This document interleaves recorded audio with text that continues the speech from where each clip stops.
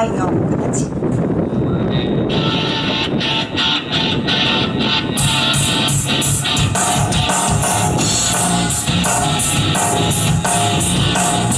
最後はみんな前に来てくれませんか？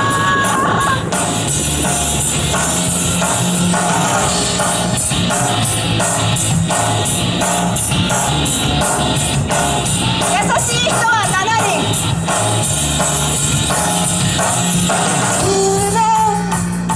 を見てた二人が出会ったあの日のこと。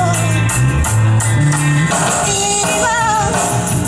君は紡ぎ涙をそっと指に落とした。僕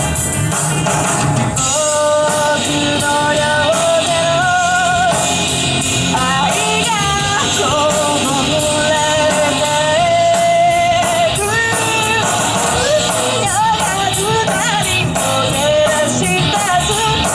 しも叶うのなら過去の時だけもいい君を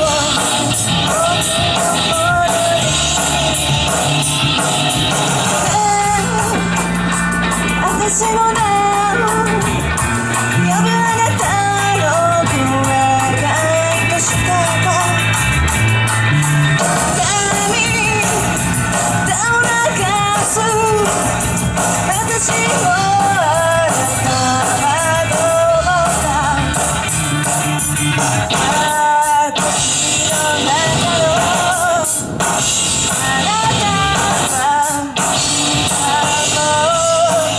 なたは